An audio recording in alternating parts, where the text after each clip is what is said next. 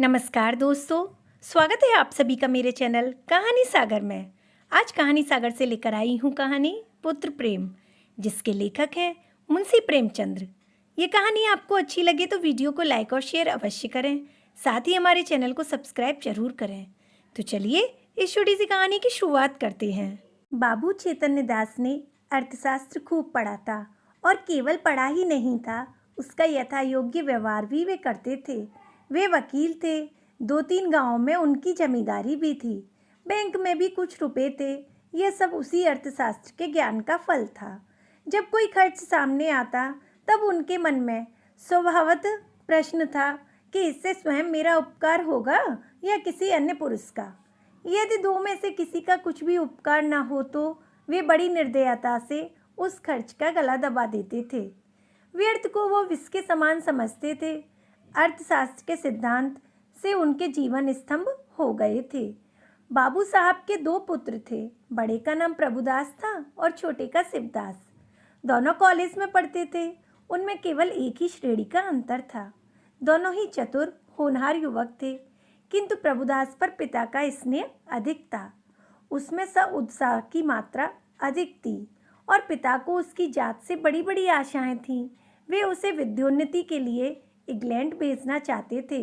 उसे बैरिस्टर बनाना उनके जीवन की सबसे बड़ी अभिलाषा थी।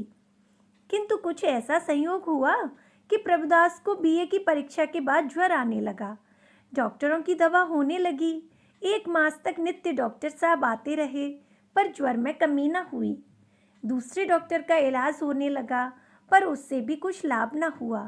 प्रभुदास दिनों दिन क्षीण होता चला जाता था। उठने बैठने की शक्ति न थी। यहाँ तक कि परीक्षा में प्रथम श्रेणी में उत्तीर्ण होने का शुभ संवाद सुनकर भी उसके चेहरे पर हर्ष का कोई चिन्ह न दिखाई दिया। वह सदैव गहरी चिंता में डूबा रहता था। उसे अपना जीवन बोझ सा जान पड़ने लगा था। एक रोज चैतन्य दास ने डॉक्टर साहब से पूछा, यह क्या बात है कि 2 महीने हो गए, अभी तक दवा का कोई असर नहीं हुआ। डॉक्टर साहब ने संदेहजनक उत्तर दिया, मैं आपको संशय में नहीं डालना चाहता, मेरा अनुमान है कि यह ट्यूबरकुलोसिस है। चैतन्य दास ने व्यग्र होकर कहा, तपेदिक? डॉक्टर, जी हाँ, उसके सभी लक्षण दिखाई देते हैं। चैतन्य दास ने अविश्वास के भाव से कहा, मानो उन्हें विस्मयकारी बात सुन पड़ी हो। तपेदिक हो गया है? डॉक्टर ने खेद प्रकट करते हुए कहा, यह रोग बहुत ही गुप्त रीति से शरीर में प्रवेश करता है। चैतन्य दास, मेरे खानदान में तो यह रोग किसी को ना था। डॉक्टर, संभव है मित्रों से इसके कीटाणु मिले हैं। चैतन्य दास कई मिनट तक सोचने के बाद बोले, अब क्या करना चाहिए? डॉक्टर, दवा करते रहिए, अभी फेफड़ों तक असर नहीं हुआ है, इनके अच्छे होने की आशा है। चैतन्य दास, आपके विचार में कब तक दवा का असर होगा? डॉक्टर, निश्चय पूर्वक नहीं कह सकता, लेकिन 3-4 महीने में ये स्वस्थ हो जाएंगे। जाड़ों में इस रोग का जोर कम हो जाया करता है। चैतन्य दास, अच्छे हो जाने पर ये पढ़ने में परिश्रम कर सकेंगे? डॉक्टर, मानसिक परिश्रम के योग्य तो ये शायद ही हो सकें। चैतन्य दास, किसी सैनिटोरियम में भेज दूं तो कैसा रहेगा? डॉक्टर, बहुत ही उत्तम। चैतन्य दास, तब ये पूर्ण रूप से स्वस्थ हो जाएंगे?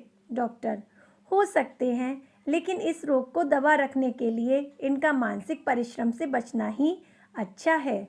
चैतन्य दास नैराश्य स्वभाव से बोले, तब तो इसका जीवन ही नष्ट हो गया। गर्मी बीत गई, बरसात के दिन आए। प्रभुदास की दशा दिनों दिन बिगड़ती गई। वह पड़े पड़े बहुधा इस रोग पर की गई बड़े बड़े डॉक्टरों की व्याख्याएं पढ़ा करता था। उनके अनुभवों से अपनी अवस्था की तुलना किया करता था। पहले कुछ दिनों तक तो वह अस्थिर चित्सा हो गया। 2-4 दिन भी दशा संभलती तो पुस्तकें देखने लगता और विलायत जाने की चर्चा करता। 2-4 दिन भी ज्वर का प्रकोप बढ़ जाता तो जीवन से निराश हो जाता।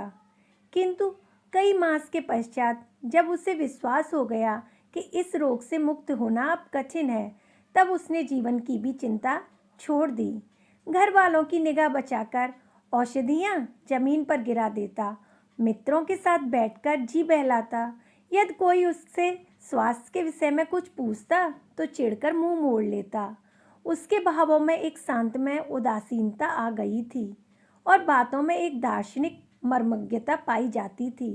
वह लोक रीति और सामाजिक प्रथाओं पर बड़ी निर्भरता से आलोचनाएं किया करता। यद्यपि बाबू चैतन्य दास के मन में रह रहकर शंका उठा करती थी, जब परिणाम विदित ही है तब इस प्रकार धन का अपव्यय करने से क्या लाभ। तथापि वे कुछ तो पुत्र प्रेम और कुछ लोकमत के भय से धैर्य के साथ दवा दर्पण करते जाते थे। जाड़े का समय था। चैतन्य दास पुत्र के सिरहाने बैठे हुए डॉक्टर साहब की ओर प्रश्नात्मक दृष्टि से देख रहे थे। जब डॉक्टर साहब टेम्परेचर लेकर कुर्सी पर बैठे तब चैतन्य दास ने पूछा, अब तो जाड़ा आ गया है, आपको कुछ अंतर मालूम होता है? डॉक्टर, बिल्कुल नहीं, बल्कि रोग और भी बढ़ता जा रहा है। चैतन्य दास ने कठोर स्वर से पूछा, तब आप लोग क्यों मुझे इस भ्रम में डाले हुए थे कि जाड़े में अच्छे हो जाएंगे? इस प्रकार दूसरों की सरलता का उपयोग करना अपना मतलब साधने के साधन हो तो इसे सज्जनता कदापि नहीं कहते। डॉक्टर ने नम्रता से कहा, ऐसी दशाओं में हम केवल अनुमान कर सकते हैं और अनुमान सदैव सत्य नहीं होते। आपको जेरबारी अवश्य हुई है, पर मैं आपको विश्वास दिलाता हूँ कि मेरी इच्छा आपको भ्रम में डालने की नहीं थी। शिवादास बड़े दिन की छुट्टियों के बाद वापस आया। इसी समय वो कमरे में आ गया और डॉक्टर साहब से बोला, आप पिताजी की कठिनाइयों का स्वयं अनुमान लगा सकते हैं। अगर उनकी बात नागवार हो तो क्षमा कीजिएगा। चैतन्य दास ने छोटे पुत्र की ओर वात्सल्य की दृष्टि से देखकर कहा, तुम्हें यहाँ आने की जरूरत न थी। मैं तुमसे कितनी बार कह चुका हूँ यहाँ मत आया करो, लेकिन तुमको सब्र ही नहीं होता। शिवादास ने लज्जित होकर कहा, मैं अभी चला जाता हूँ, आप नाराज ना हों। मैं केवल डॉक्टर साहब से यह पूछना चाहता था कि भाई साहब के लिए अब क्या करना चाहिए। चैतन्य दास ने सजग होकर पूछा, कितना खर्च होगा? ज़्यादा से ज़्यादा 3-4 हज़ार रुपये। साल भर रहना होगा, निश्चय ही वहाँ से अच्छे होकर लौटेंगे। जी नहीं, यहाँ तो यह भयंकर रोग है, साधारण बीमारियों में भी कोई बात निश्चित रूप से नहीं की जा सकती। इतना खर्च करने पर भी वहाँ से ज्यों के त्यों लौट आएं तो ईश्वर की इच्छा। आपको यह तस्कीन हो जाएगी कि इनके लिए मैं जो कुछ कर सकता वह किया। आधी रात तक घर में प्रभुदास को इटली भेजने के प्रस्ताव पर वाद विवाद होता रहा। चैतन्य दास का कथन था कि एक संदिग्ध फल के लिए 3-4 हज़ार का खर्च उठाना बुद्धिमत्ता के प्रतिकूल है।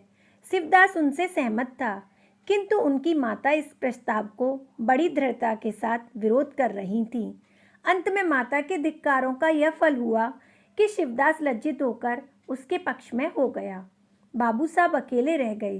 तपेश्वरी ने तर्क से काम लिया और पति के सद्भावों को प्रज्वलित करने की चेष्टा की। धन की नश्वरता की लोकोक्तियां कहीं, इन शस्त्रों से विजय लाभ न हुआ तो अश्रु वर्षा करने लगी। बाबू साहब जल बिंदुओं के इस प्रहार के सामने न ठहर सके। इन शब्दों में हार स्वीकार की। अच्छा भाई, रो मत, जो कुछ कहती हो वही होगा। तपेश्वरी, तो कब? रुपए हाथ में आने दो। तो यह क्यों नहीं कहते कि भेजना ही नहीं चाहते? भेजना चाहता हूँ, किंतु अभी खाली हाथ है। क्या तुम नहीं जानती? बैंक में तो रुपए हैं, जायदाद तो है। 2-3 हज़ार का प्रबंध करना ऐसा क्या कठिन है?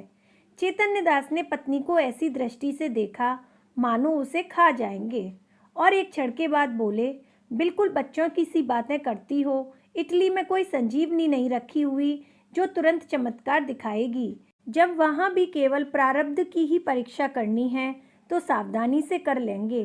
पूर्व पुरुषों को संचित जायदाद और रखे हुए रुपए में अनिश्चित हित की आशा पर बलिदान नहीं कर सकता।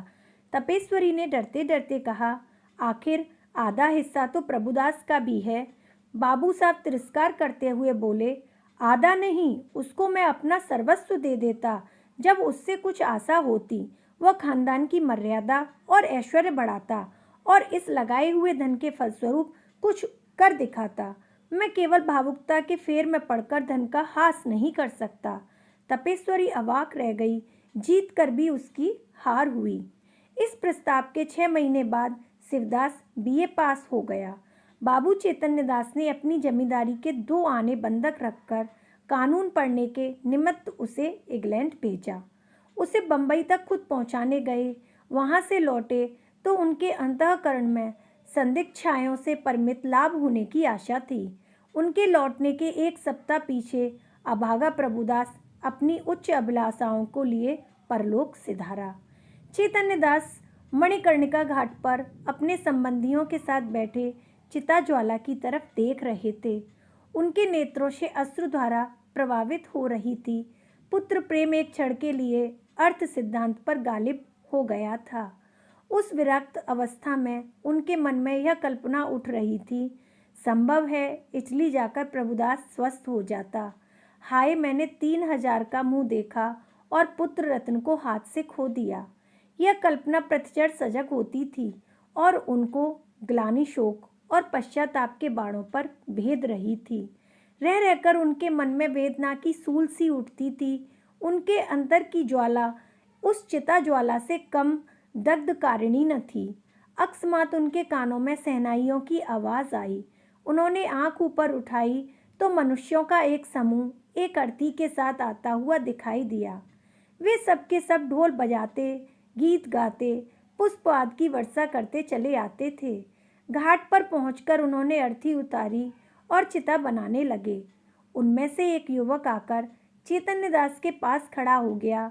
बाबू साहब से पूछा, किस मोहल्ले में रहते हो? युवक ने जवाब दिया, हमारा घर देहात में है, कल शाम को चले थे, ये हमारे बाप हैं।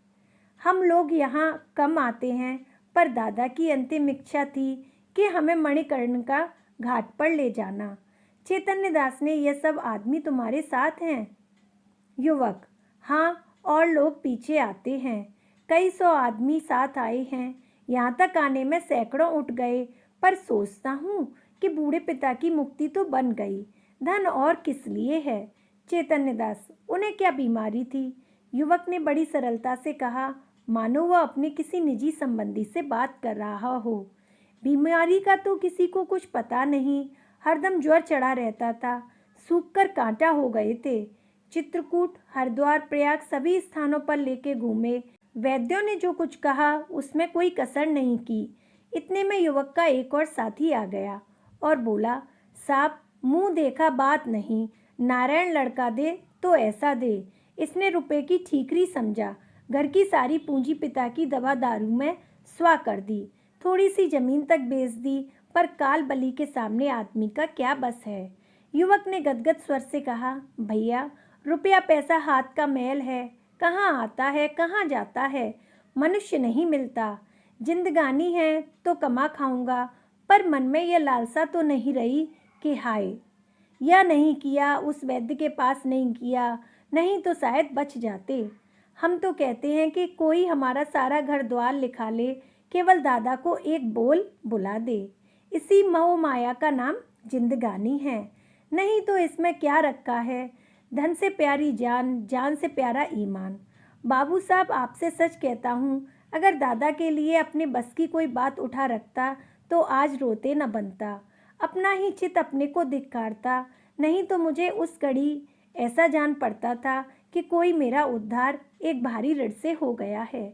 उनकी आत्मा सुख और शांति से रहेगी तो मेरा सब तरह से कल्याण होगा। बाबू चैतन्य दास सिर झुकाए ये बातें सुन रहे थे।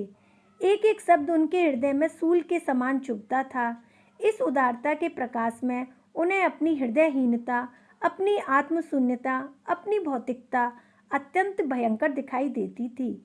उनके चित्त पर इस घटना का कितना प्रभाव पड़ा, यह इसी से अनुमान किया जा सकता है कि प्रभुदास की अंत्येष्टि संस्कार में उन्होंने हजारों रुपए खर्च कर डाले।